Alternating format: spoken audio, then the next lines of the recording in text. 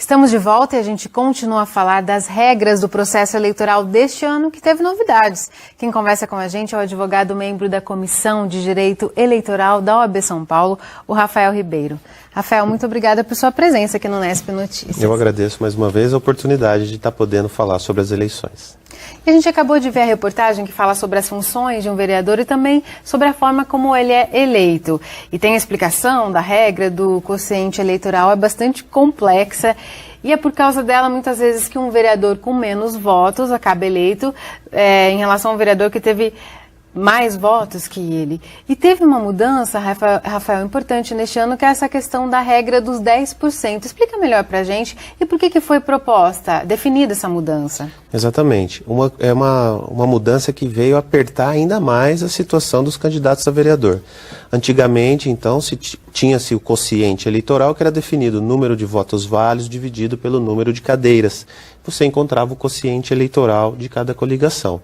Então a gente pode colocar, por exemplo, aqui na cidade de Bauru, o quociente eleitoral acabou sendo em torno de 10 mil votos. Antigamente, a coligação que ia atingindo 10 mil votos ia fazendo o primeiro colocado, o segundo colocado.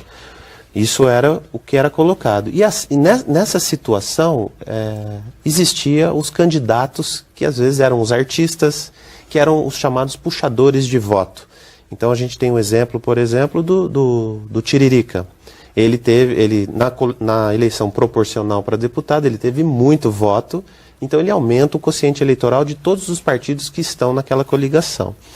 Isso serve também para vereador.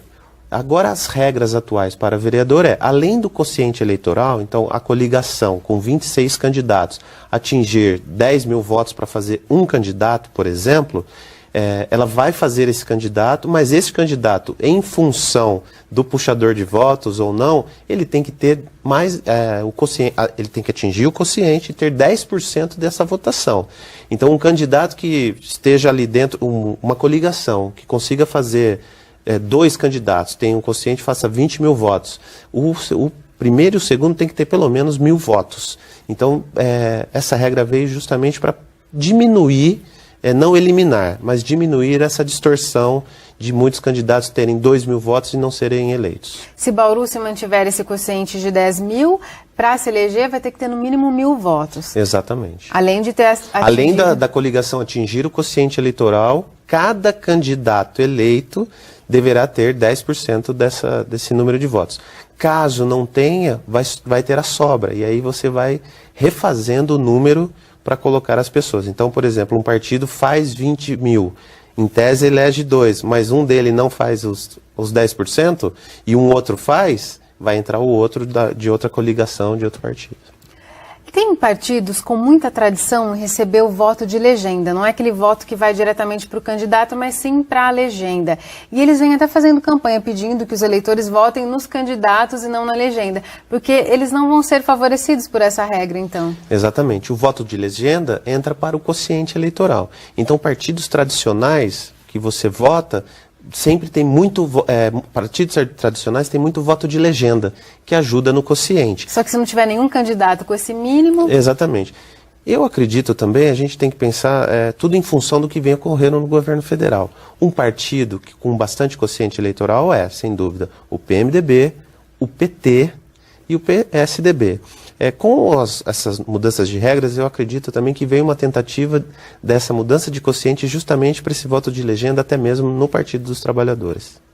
De certa forma, essa mudança sempre acaba privilegiando esses grandes partidos por causa dessa questão das sobras que você explicou? Exatamente. Os grandes partidos são sempre os favorecidos. E os pequenos partidos, que são as legendas de aluguel. Então, você tem os grandes partidos que puxam voto, os pequenos que vão junto com os grandes para dar o tempo da televisão e aproveitam o quociente eleitoral dos grandes para fazer mais candidato na sobra. Como eu disse aqui, um exemplo, o Tiririca com 1 milhão de votos, parece que ele levou mais 3 ou 4 deputados de 50 mil votos. Então, aqueles partidos que não fazem coligação nenhuma, que ficam sozinhos, com certeza vai ser muito mais difícil dentro dessas regras para se eleger um vereador. Exatamente, muito mais difícil. E o que já vem se colocando nas regras eleitorais para as eleições de presidente é também acabar com essa situação de coligação.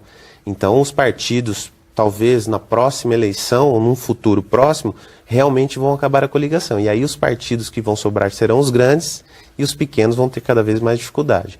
São regras para que você também acabe com essa margem de tantos partidos que são criados no nosso país. Uma mudança importante, Rafael, nós já falamos aqui inúmeras vezes no Nesp Notícias, nesta eleição foi a questão da mudança no financiamento. Hoje só pessoas físicas podem doar para os candidatos. Você que acompanha as eleições, qual que é o impacto dessa mudança? O que você viu que mudou nas campanhas?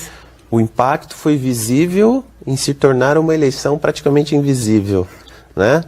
As pessoas que participam estão vendo. Não tem mais tantos cabos eleitorais com bandeiras nas esquinas, nas avenidas, nos pontos de muitas pessoas passando.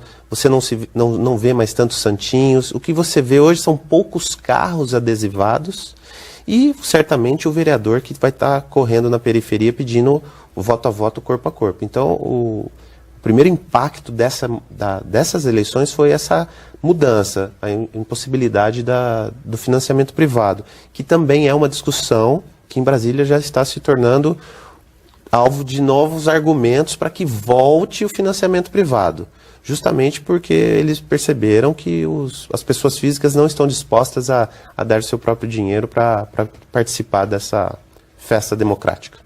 De uma certa forma, economiza, se gasta muito menos em campanhas, só que, por outro lado, a população adere menos, né? Não toma conhecimento dos candidatos, das propostas. Tem os dois lados, na sua visão? Sim, tem os dois lados. Inclusive, as regras eleitorais são feitas para que o eleitor acesse a propaganda. E não o contrário. A gente vê essas regras, questão de mídias sociais, por exemplo. Nas mídias sociais, está proibido, por exemplo, você impulsionar publicações. Porque o eleitor ele não pode ser atacado com essa propaganda, ele tem que buscar.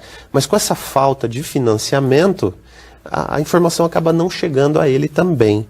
Então, você tem esses dois problemas. Pessoas que querem buscar, mas não conseguem ter esse acesso porque o próprio candidato não está conseguindo fazer a propaganda.